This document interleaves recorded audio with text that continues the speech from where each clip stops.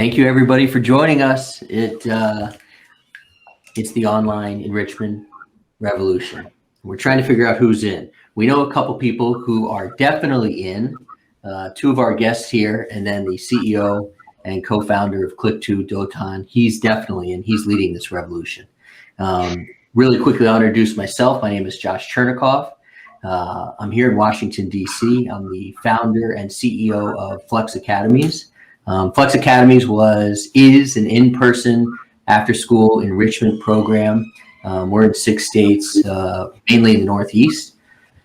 And we ran up against COVID, like many of you did as well, and tried to pivot. And to tell you the truth, when it came to the online enrichment, we did not pivot very successfully.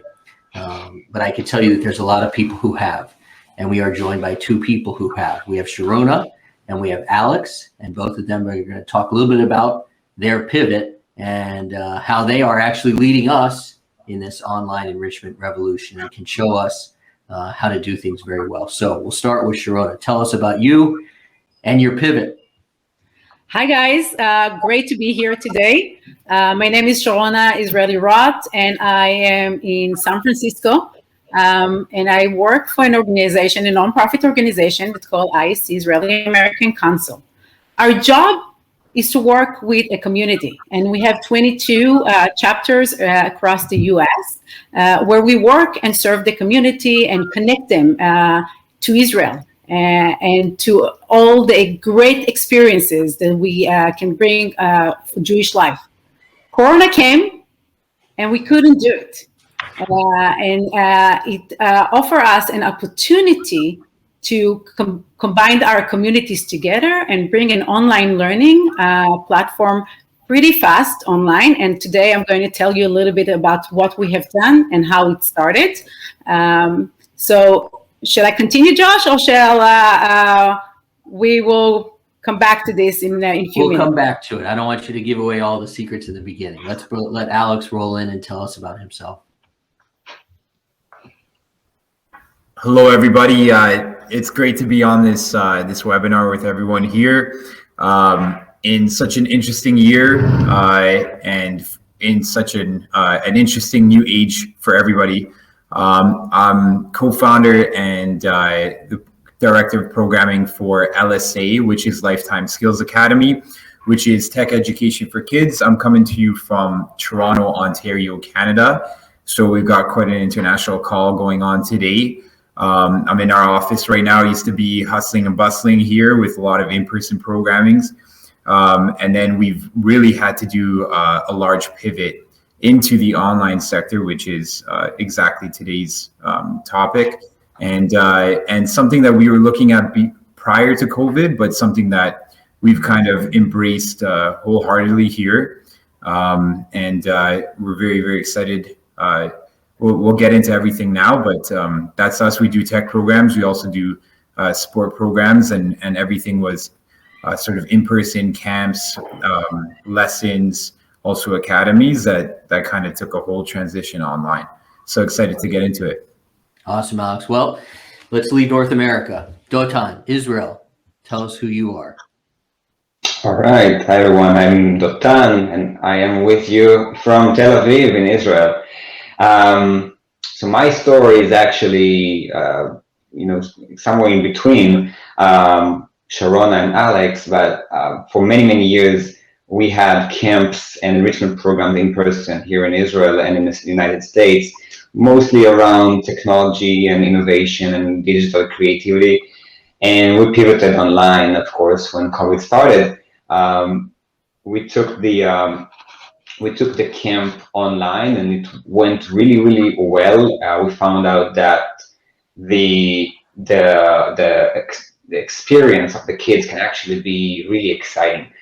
And then what we did since then is to start a whole new company and build a platform called Clickto for organizations, for enrichment programs to go fully online and grow their business through online enrichment programs. And at the end of it, I'll share a little bit more about it and give you the opportunity to try and join on your own.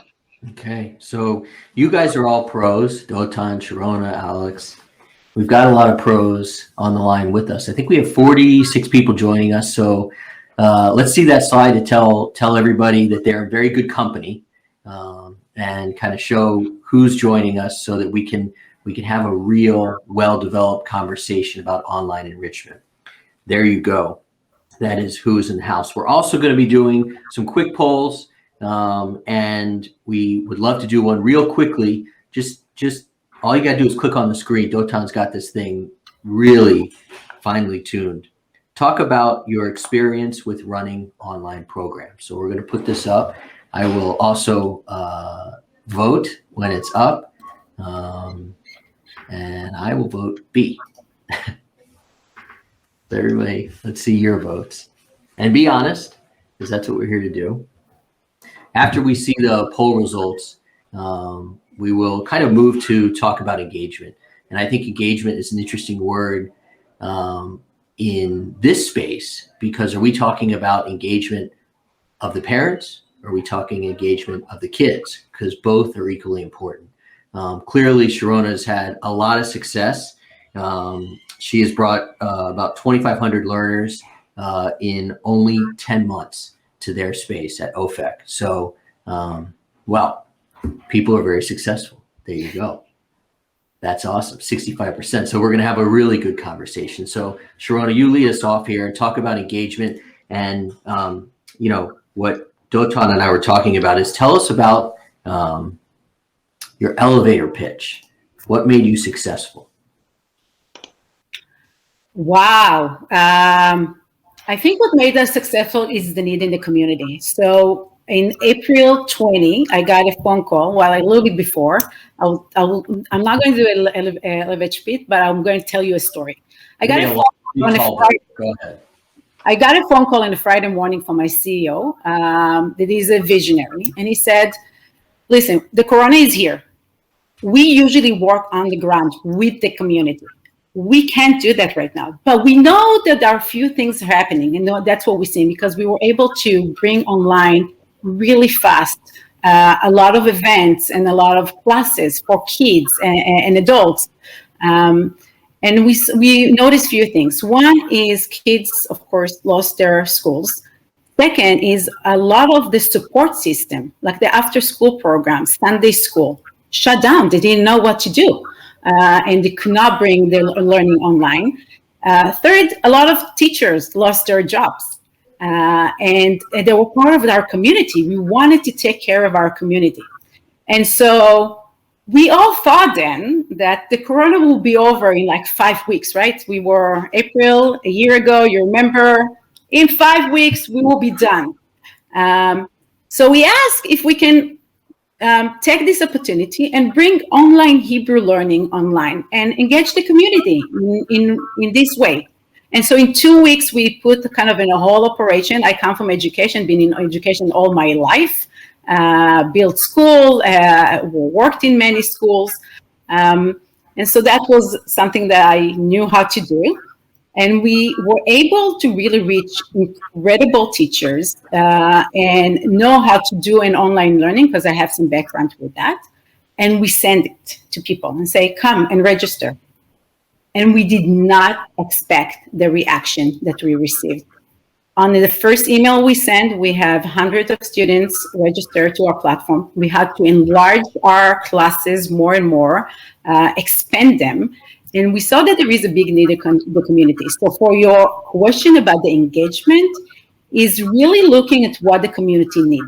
And our community needed a connection, a place to connect, a place to learn, and also be able to be exposed to incredible online learning that was not available in the beginning of the corona. It just started. People just start to figure out how to do that. We figured out pretty fast, and we were able to bring it to our community. And from then, it's only got expanded. I will say that today at OFEK, we have more than 2,500 students learning on our platform, learned this year, the last 9 months, 10 months, from Alaska to Canada to Europe, and definitely all over the US. and our students are coming from all ages, from 6 to, we had students in their 90s. It's amazing to see. And the engagement is going to so many directions. So we have the parents community, we have the students community, the kids community, we had the young professional community, and each one of them has a different need. So what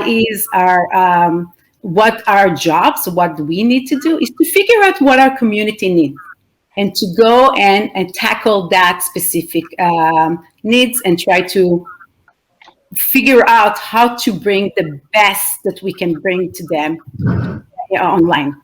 Okay, so if I hear you correctly, it was definitely need of all ages, which is awesome. And then also, given your education background, providing quality instruction to the people. And even more than that, Josh, we're a nonprofit organization. We're not here to make to earn money. We're here to serve a community. So we also made sure that everything that we do is affordable, that everyone anywhere can join our platform, that funding and money, especially during the corona, that so many people lost their job, will not be a problem. We also made sure that we are taking care of people that in the workforce that got hurt. Many teachers got laid off. So we were able to work to a lot of different components of needs of people, financially, educationally, community. We made sure that our community are well taken care of, and definitely quality. Okay, so Alex, you kind of heard a little bit of that secret sauce. Talk about what was working for you guys, given that you have a fantastic brand in Toronto and you've been doing this for many years, but you had to figure out what was going to make this sustainable for you. Absolutely, yeah. So I'll go into a little bit of the story. Just as Sharona did, we, as soon as the March 12th hit for us, we were about to launch another March break camp, about 6 locations, over 250 kids across Toronto. We got shut down right away. And then as soon as everything got shut down, people started talking about the online realm almost immediately. Like we were involved with a lot of schools that had to transition to online learning. So that was something that came like almost immediately. Some of the schools, they hopped on to different platforms right away. And the Toronto board took a long time to get into things. Just sort of everybody here probably on the call went through the same process. You look at it and you say, well, we could do that transition too, but it was supposed to be a 2-week lockdown or something. As Sharona said, maybe 5 weeks, right? It's the 2 weeks that lasted now a year and 2 weeks so far, or something like that over here. And I remember for us talking with my business partner and the team, just looking at it and saying, you know what, let's see how it goes in the next, 2 weeks to a month. Our community was very strong. We had 1,000 children like every summer coming through. We have soccer and basketball academies, about 100 each, that we saw like every day, pretty much between the 2 academies. So training every day, games, things like that. Then weekend lessons and programs, and then a lot of after school programs too, about 50 after school programs. So very strong community right off the bat. We're serving a lot of parents. Primarily, our mission is to make sure that we're building the leaders of tomorrow through skills and training and self-confidence. So we do that across the sport and across our tech program. So we do a lot of upcoming tech, just to give a little bit more context, right? So like coding, 3D printing, and like financial literacy. So we're doing a lot of different things across the board. We did robotics too. That's the only one we haven't transitioned online. In terms of engagement, as soon as we made that choice in that story, 1 month in, we said, you know what, we are going to do this, and we're going to do this very well. The parents really, just as Sharona said, the parents were really like, we need you guys. We need that demand. Like there was demand, right? All these kids sitting at home, just doing really just on their own, really socially isolated as well too, because the lockdowns, the schools were totally off, right? So as soon as we offered it from a for-profit standpoint. And then later on in the year, for a not-for-profit standpoint, we teamed up with the Canadian government to offer free programming online because we had set up that platform earlier in the year. So we teamed up, and I know we're going to get into that later. And then because we offered the free program, we were able to hit so many more communities across the board right away, just because we also were working with the government in that standpoint. But engagement is so key to bring the quality of your program into the same, bring like all those intangibles, the magic that you bring in person, to the same families that, we try to create a family environment here at TAC and LSA. And really we just, in terms of engagement, we reached out to them, like sort of, parent to organization, and said, listen, we're here for you. We're going to bring those same programs to you. And the response was great, right? Because they're seeing those friendly faces from the organization. They're getting that engagement and also that social accountability, right? Yeah. Those online classes where you just click and then you're just following along in a course, it doesn't have the same effect. Having a person there guiding you through the material, guiding you through step by step, I think is the biggest blessing of these kind of online programs. Okay, so I'm hearing from you friendly faces, which is awesome, which is so important. But I'm going to put Dotan on the spot here, because we're all sitting here saying, fantastic for Sharona, fantastic for Alex, rising tide is good for all ships in the online enrichment space and in the enrichment space, and we all are here because of the kids. But the question is for you, Dotan, who speaks to me often from the future. Explain to us why this is going to continue, why people will continue to have success in the online space. Certainly Clickto plays a part in that, but explain to me why when everybody goes back to in-person soon, hopefully soon, there will still be a need for the online. Well, I'd love to hear what Sharona and Alex think about that. But what I hear from a lot of the programs that run on Clickto is that, before COVID, it was really, almost nobody in this field thought about it. There were some programs online, but most kids didn't really engage in online programs. It was not a mainstream. Because of the digital gap, because of many different things. Also because of educators were not really prepared and experts at running such good programs. And I think what Alex and Sharona and all the others that might be here with us now learned during this year is how to deliver really great content, how to keep the kids engaged, how to make the parents happy, how to give good value. And once there's a good value, then it's not just about, we do it because we have to. It's, well, if we can provide this kind of value, this will definitely stay. And that's what we hear from more and more programs. But I think that, we are now in a position that, all right, so everybody is already ready for COVID to be gone. We're in Israel. We are we have the privilege of having it almost gone already because of the vaccines, but it's coming to everyone. And so now it's the time to start thinking about it, about this future, this new normal, this new future in a more serious way. This is so. We did something, we created something out of nothing, and now how do we take it to the next level? How do we make it in the most professional way to keep giving that high value, even when people have other options? I don't think everybody will move back to in-person. I don't think everybody will move to online. I think it will be a hybrid world. Where every organization, every educational organization will have to offer both, or definitely online. But if not only online, then both. I think you presented an interesting way to look at this.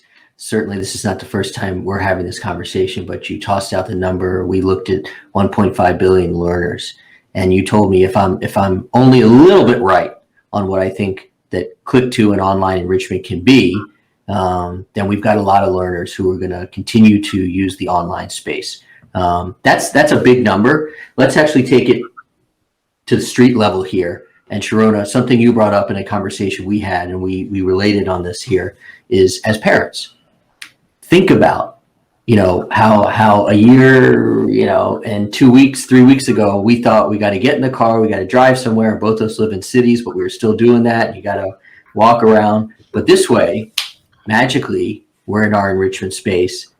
We're in our learning space, which is probably our desk at home. And our kids are their enrichment space wherever they are in the house. So that's one reason that people will stay in the online space, right? Definitely. Think about each one of you that are joining us today. One thing that you really wanted to give yourself or your kids, a class, a topic, but time was not there.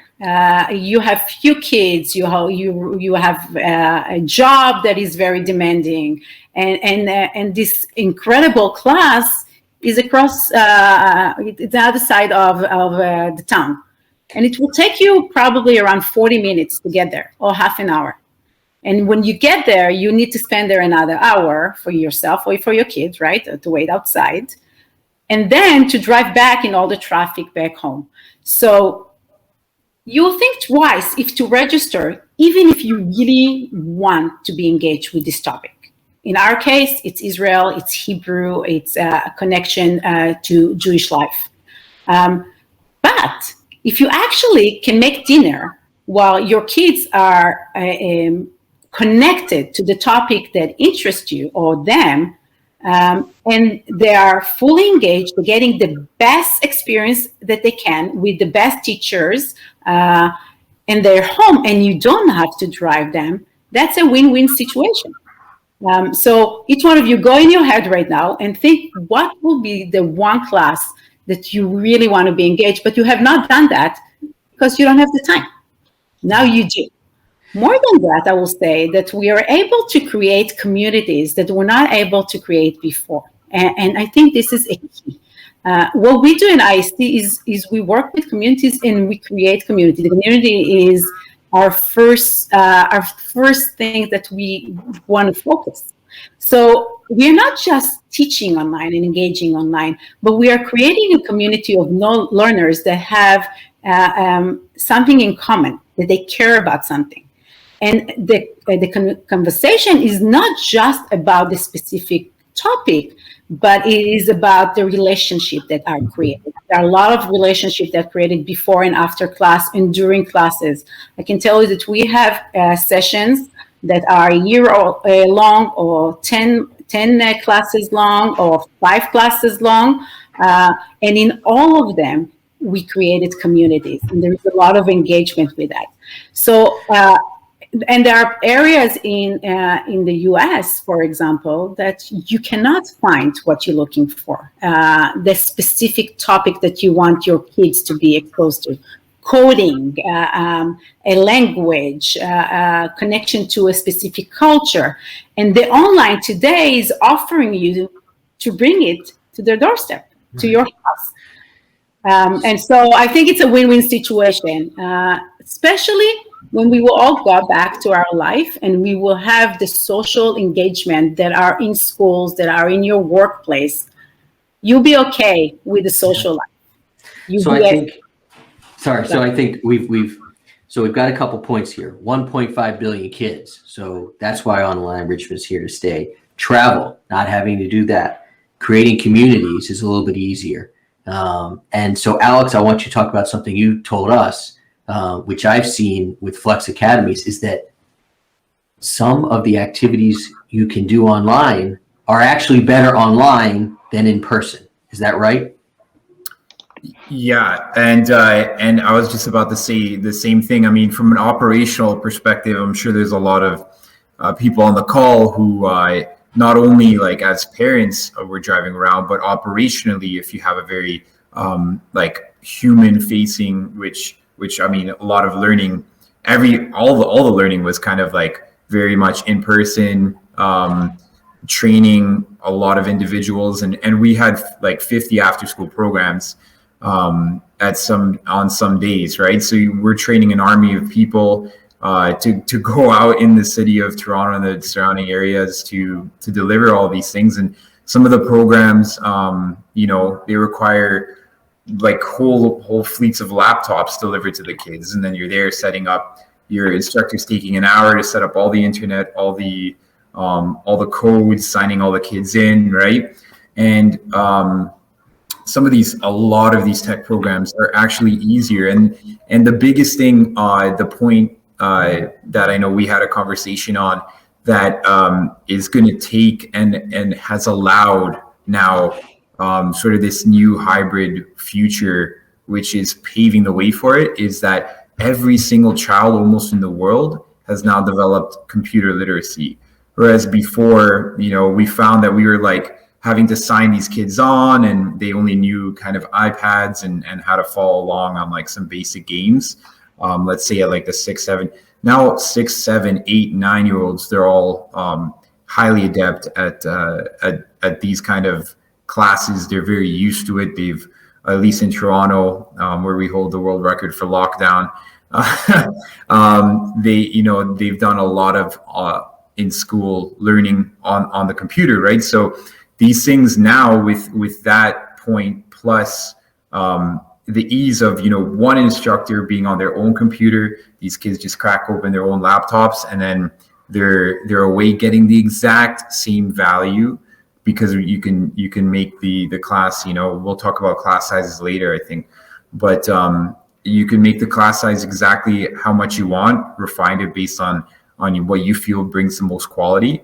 But it's not different. Like I've done them myself. I've coached so many hours, both in person and online, because I always do it myself first, and then we build the program out from there. But you can deliver almost the exact same, if not more value, because you can then start providing resources. Clickto, like you've seen, there's questions that you can add, a lot of resources that you can add into the class that the kids would have had to go home. Now, like if they're saving something on a computer, we have to give them a USB file to bring their little file home for 3D printing or something like that. They'd have to bring that. Now it's all on their computer. It's all local. It's all, it's easier. So there's a lot of things.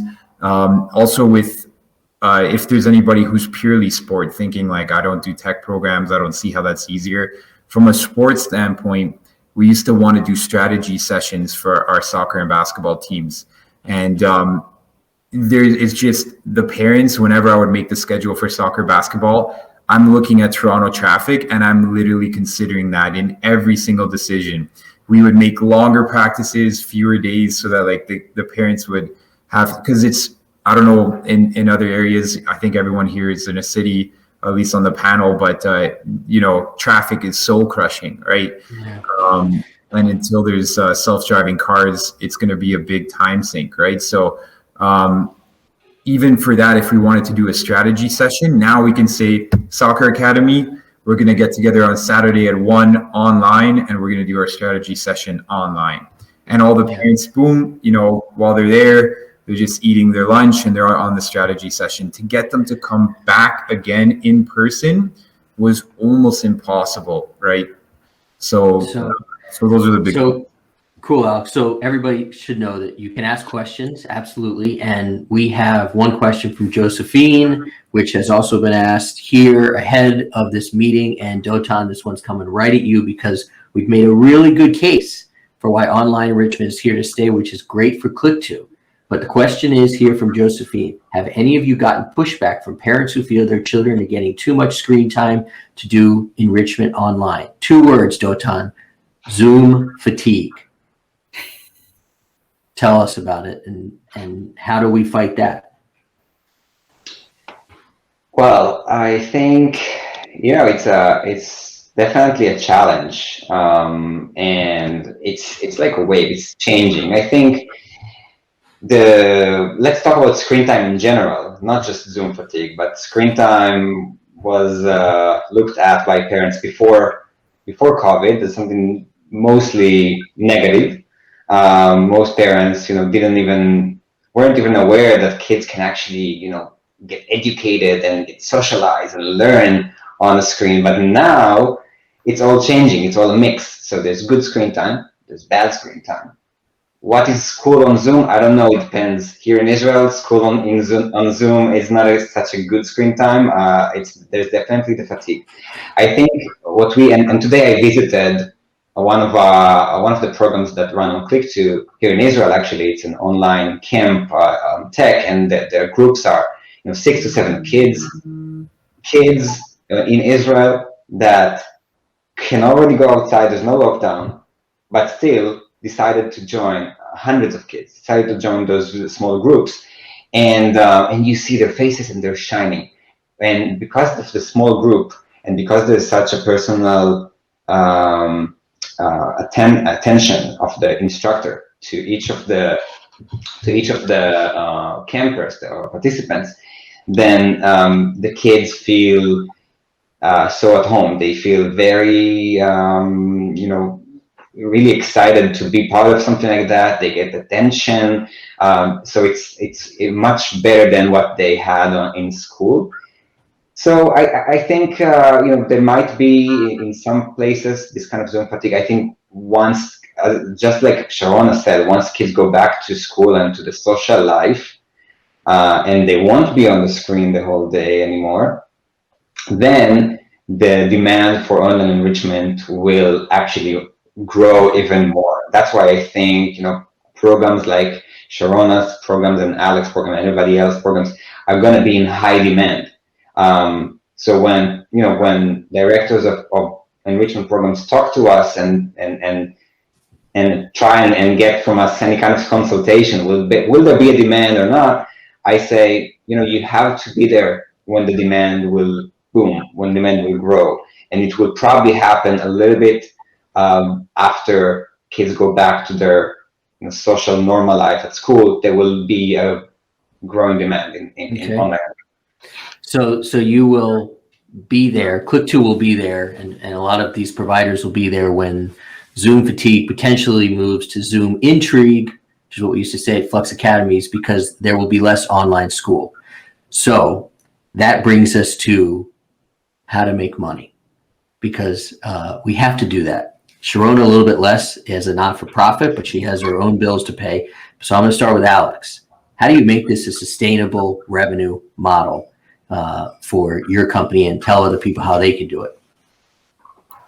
Yeah, so I think the most important thing for your revenue streams is just first of all, the most the low-hanging fruit obviously is all the parents or clients that came to your in-person programs, and just really making it is presenting it in the best way, right? I think on the Zoom fatigue, I think Dotan is very, very right, and I can see this happening right away. That as soon as there's going to be this maybe 2 weeks, 3 weeks where parents are like, yay, everything in person again, and then there's going to be the traffic right away, and they're going to be like, oh no, I never want to get back to this ever again.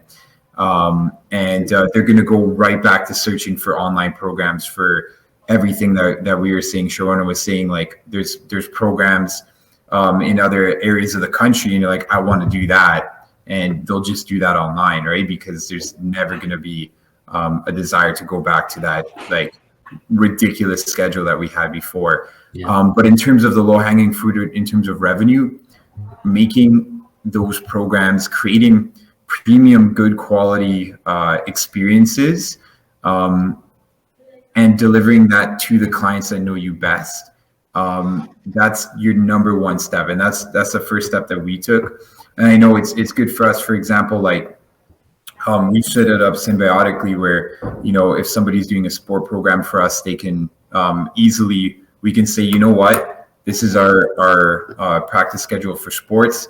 We are going to offer this tech programming to all the soccer kids or all the basketball kids or all the tennis kids right at this time. And now we can do that because we're not asking them to come and drive again somewhere. We're asking them to recover, sit down, recover, but recover in a very positive way with some very, very effectual and value-driven screen time. And we'll present that to our parents, and we'll price it at the value that we think we're delivering.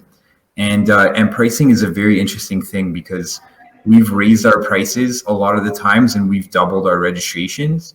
It's because of the value, of the perception of value. If you're giving value and you are delivering high value, but you're also valuing your program highly with a high price, not only does it set, because if we valued all of our programs at like $2, $5, parents would not even think, like, if they're not even valuing their program that much, then why would my kid need to like sign in every session, right? But if it's a $30 program and you are delivering content that's a $50 or $60 program would deliver, the parents would make sure that hour the kid is going to be in front of the computer 100%. And they're going to make sure that value's being absorbed as much as possible. So in terms of reach, that's number one, is the low-hanging fruit. In terms of price and value and sort of that pricing question, like I was charging this much for in-person, now how much do I charge for online? Is a little bit of the value decreased, or is the value even increased being online? So it's all the way you present it to parents, because I think the original perception is like, online programs, I won't charge as much because it's not in person, I don't have rent, right? But I think it's really how you value it and how you present that value to your clients that determines the sort of desire for it. I know initially parents were expecting it to be a lot cheaper than in person, but again, it's all about like the training and the value. And I think once we get back again to that hybrid world, we're going to start seeing like some premium online courses that are in very high demand, that parents would, it's like a premium because you don't have to go anywhere. You know, it could really transfer to that sort of mentality versus the other. So Alex, you also on our conversation earlier, you mentioned that for you, it's also another way to reach more audiences, like across the ocean. So how does that work? Yeah, we were getting audiences from Switzerland, from Mexico, and that's very exciting for me because I'm a very international guy. I've always wanted to expand our programs outside of Toronto as quickly as we can. But for everybody here and for a lot of providers who are doing in-person programming, franchising is a very huge undertaking. Expanding without franchising is a very huge undertaking because you're managing every single location, managing a lot in person, and there's equipment, supplies, rentals, negotiation, contracts, all of those things. There is absolutely none of those headaches when we're offering international. And I think with online marketing, you can reach other communities very quickly, like Facebook, Google. You can geo-target communities in a very quick way. So if you have maybe connections already in a certain locale, or you have a locale that you want to get to, I think this is something that we have not expanded like specifically like, oh, Calgary or Vancouver or Montreal, but that's now in our possibilities where we can go and make, you know, TC is coming to Calgary, TC is coming to Montreal, TC is coming to Tel Aviv, right? We can do all of these different things now, which were not possible. And certainly having a sprinkling of kids without even marketing in those communities was very, very promising for us. Already. That's an exciting thing to be able to do. It's also a challenging thing to be able to do. And so we're going to pay some bills here and let Dotan talk a little bit about Clickto, because Clickto could be the key, and I speak from experience here, for providers who are able to take registrations, pretty easy to do at this point, but are not able to line up necessarily the communication, the Zoom links, all that stuff that can go wrong. Clickto handles all that. So Dotan, talk about that, and then please feel free to give everybody, and I told him I was going to say this, your email address and also your WhatsApp, because you're willing to talk to people not only about Clickto, right, but also about their business, which I think is the most valuable thing, because Clickto will be something they'll be interested in. But if you're willing to help them think through how their business can go online, then I think that's the most valuable thing. So I'm holding you to that. Thanks. And yeah, just really quick, we're fascinated by this opportunity that this new normal, this hybrid world brings to programs like OFEK and TLC, and so we're building Clickto to basically help all those kinds of enrichment programs go online. Basically, have one place to manage the whole program in one central space, from everything from the participants through the staff and the video rooms, and taking attendance, getting all the analytics on the program, seeing what you do, and making decisions based on that, and all with very high-end technology that makes you look professional, because this is going to be a very crowded space, and those who will be the most professional in their brand identity, in their delivering methodologies, in their content, in their instructors, but also in their technology, are those who will lead this field. And this is a whole new space to be in. So we provide one place for everything. We keep building more and more things. One of the cool things, the personal access link, makes it easy for the participants, for the students to join through a fully branded screen based on the program, so they feel that they're part of your program. They know, they're aware that they're part of your program, and it takes them to where the video activity happens. But also now we're adding on-demand content to those screens, etc. So this is the way to go professional, and we're launching a whole new version really soon. So inviting everybody here on the panel, on the room, to be ahead of the game and book a demo and get started.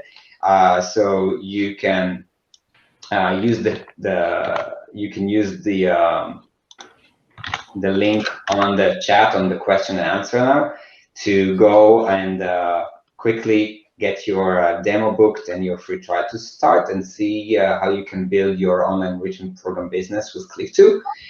And I would, just like Josh said, I'm very happy to meet anybody really on one-on-one through WhatsApp or video chat or by email. So really feel free to me up and talk.